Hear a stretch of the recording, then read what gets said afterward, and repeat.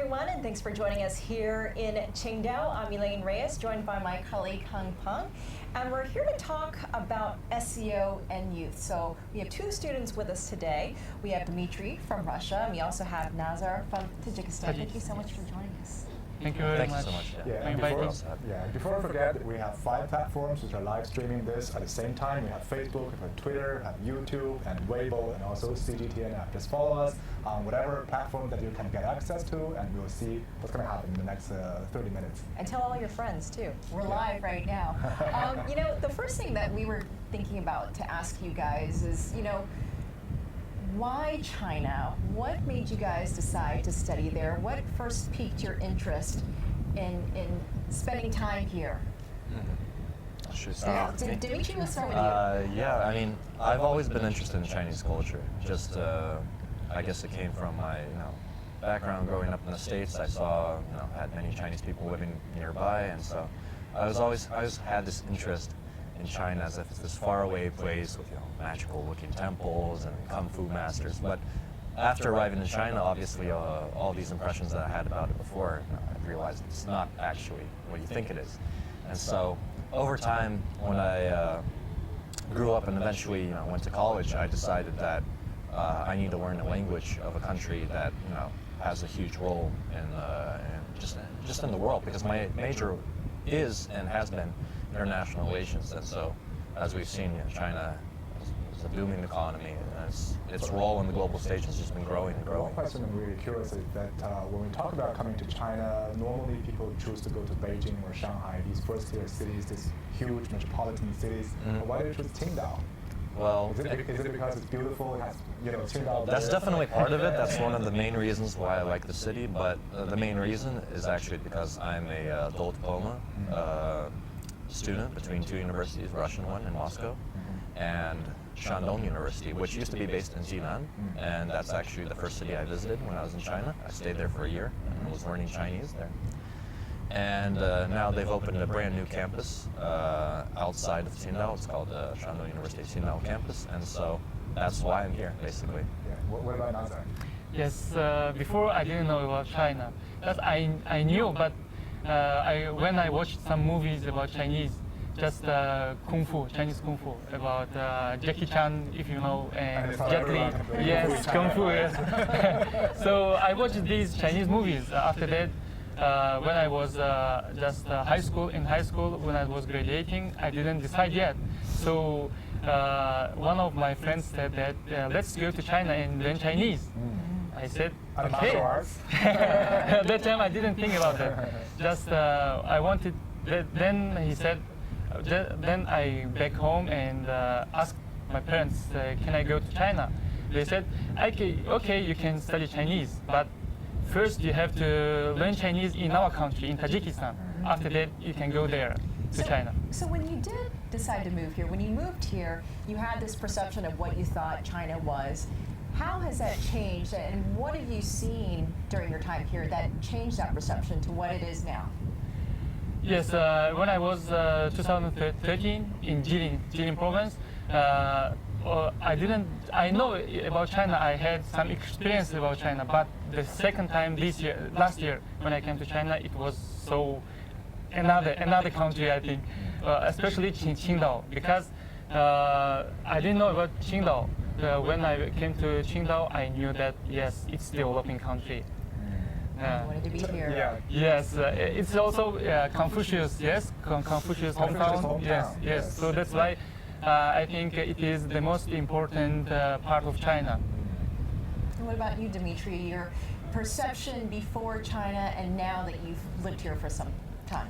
I used to think that China was a much more closed society than it is in reality, and I think that's actually what a lot of foreigners think, because when they think of the communist leadership, they think of the fact, especially about China's past, and the fact that Chinese people have always been kind of in their own society, closed off, very different, their culture especially. And after arriving here, I realized that China is just changing so rapidly. It's actually incredible, the rate of development and the international presence that you can feel in some cities, and the amount of foreigners as well. It's just been growing exponentially every year, and so that's something that's definitely surprised me in terms of change. Yeah, one thing I really want to discuss with you guys is about this SCO summit that is going on right here in Qingdao. We're all coming from different cities to come to Qingdao and cover this very important summit happening between 8 leaders and also many other leaders from the observer states as well as the dialogue partners. One thing that I'm really interested in is that both you guys from the membership countries of the Shanghai Cooperation Organization, from Russia, from Tajikistan. What do you think the SCO has changed your lives and also the fate of your country over the past less than 2 decades? Well, in terms of my life, I mean, I don't think that there's been that much of a huge effect because I'm not just a typical student, international student here, but I am part of the SCO scholarship program, so that's, I guess, the main influence. Yeah, that's an important thing. So the stipend that I receive and everything, all the opportunities that I have here are basically, they're part of the. So that's what the government often says. They're because of the SCO. Is sometimes the Western people say it's all about the military cooperation, like a eastern version of NATO. But it seems that there are a lot of people-to-people exchanges going on, and the government are actively funding them. Right? Oh, I think the point is it's about the future. So what they've been doing for the last 18 years or so, Absolutely. At some point needs to continue with people like you guys, the younger generation, and Absolutely. meeting people within the SCO countries. I mean, we've seen that the SCO as an organization has changed and evolved over the years because when it was created in 2001, it was more of an organization that dealt with border disputes. And afterwards it became about regional stability, about the fight against extremism and terrorism. And now it's also about economic activity and about economic opportunities for the region as a whole. And in fact, President Vladimir Putin of Russia, that he'll be arriving here tomorrow for the summit, and he was interviewed by your channel yesterday, and he stated many things that 1/3 of the world's GDP, 43% of the world's population, about 1/3 of the world's territory. And then when you look at the countries that are in this organization, you see Russia with the largest territory, China with the largest population, India with a huge population as well, booming economy, and other very important countries. And when you put them all together, it's not like NATO or some other organization where it's an alliance and for like military reasons. It's basically just for cooperation and a way for just I think to develop together, to prosper together, for harmonious prosperity. So. Nazar, what about you? Because some people say that SCO is somehow dominated by countries like China, Russia, India, but actually the government keeps saying that it's all about equal cooperation. Yes. What about you thinking, looking at it from a country that is relatively smaller than these 3 giants? Yes, I think the first important point is I think stability, because as we know, in Central Asia, just as past, it was not a stability country. So that's why I think it is SCO just helped to that countries to have some stability inside the countries. And the second point is especially economic. Yes, economic also SCO has our role in developing this Central Asia countries, and I think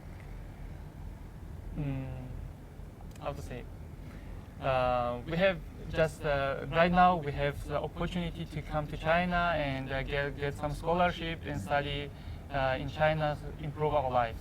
So what is it that you guys want to do with that experience? You're coming to school here. I know you mentioned international relations, but how do you want to take all of this and apply that to what it is you want to do when you grow up?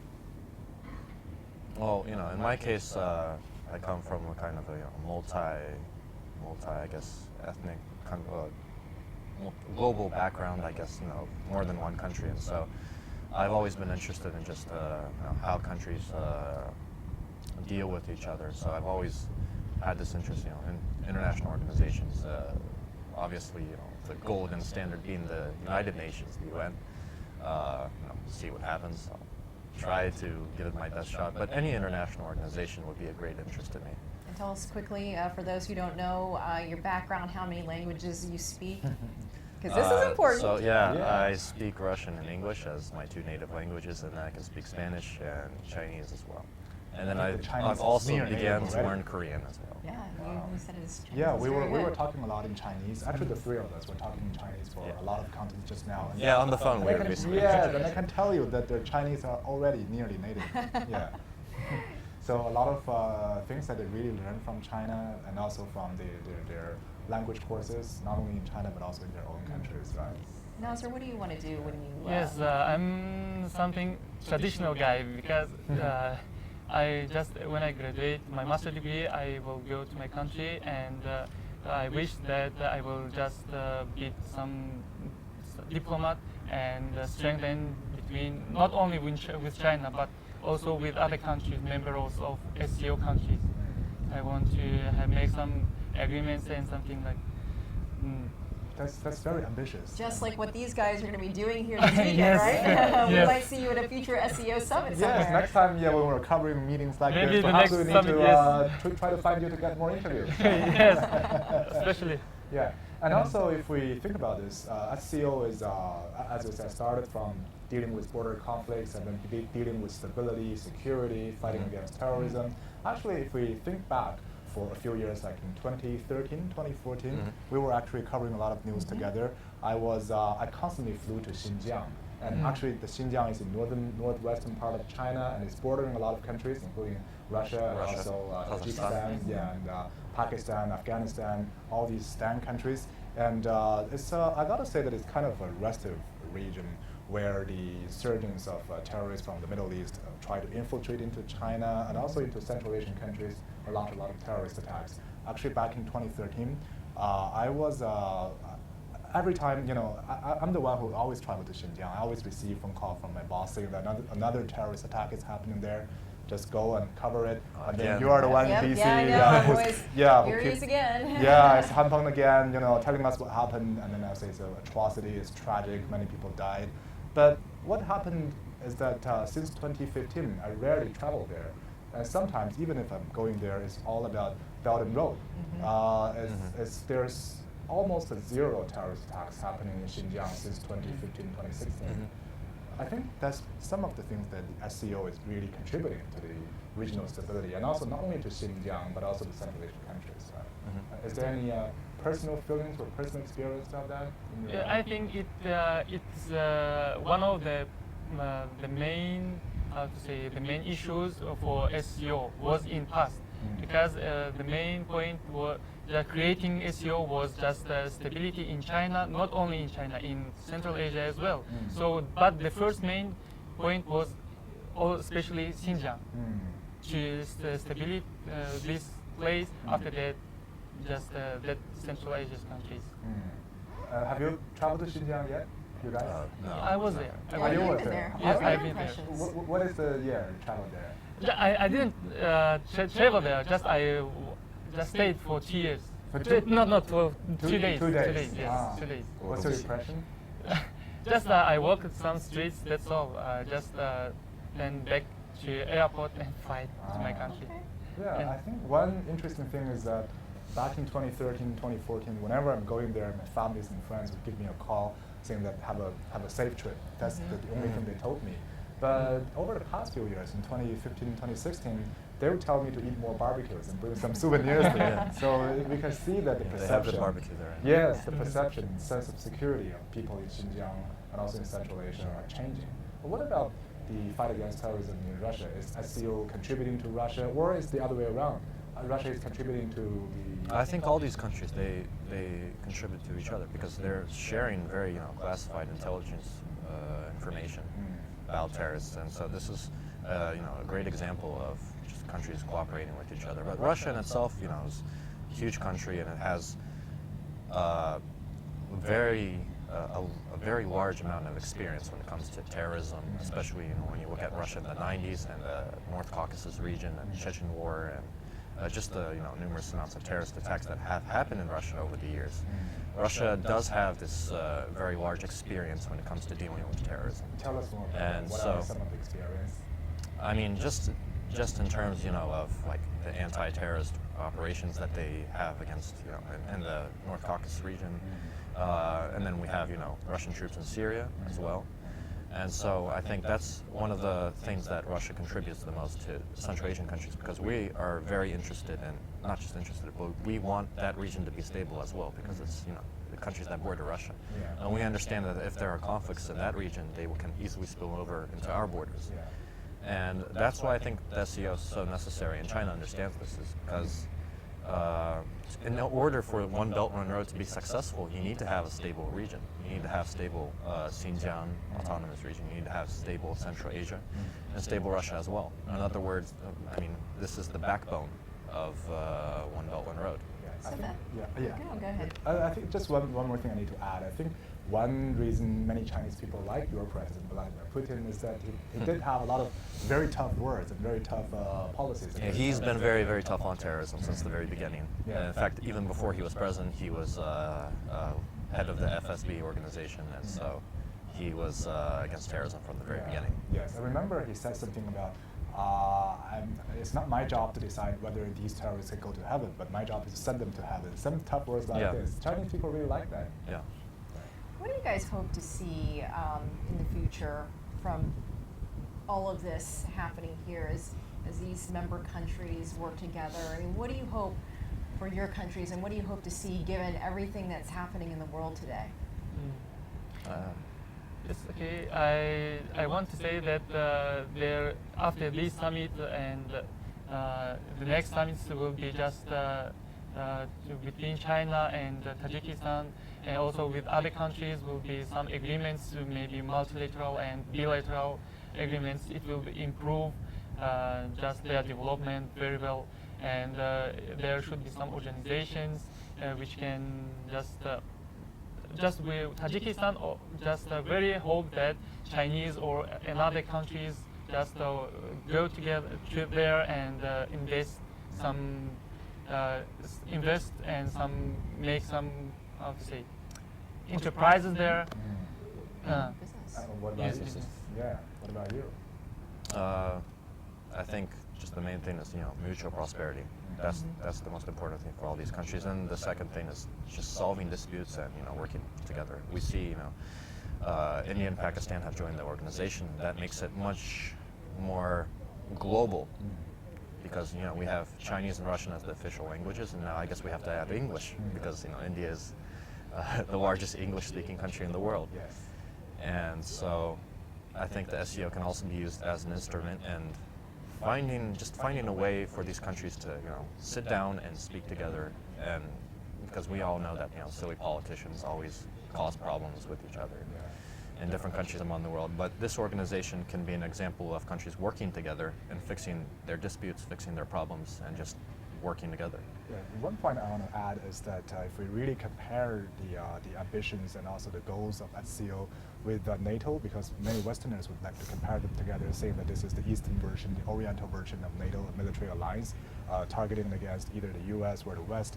I would say that when we really think about the future of SCO, you would like to talk about economy, and you would like to talk about its mutual cooperation and trust. These are things that NATO doesn't really deal with. It's all about military alliances, that you're being attacked. You and never we go hear all about together. NATO scholarships. Yes. Yeah, I mean, and I will say it is a completely, I think that what most people in the West would say is it's a completely military alliance, and SCO is a more political alliance, not a military one. Yeah. That's why I think it's important to make sure that they are different, and it's not a military alliance against anyone, right? Yeah. Equality, yes, and also mutual beneficial development.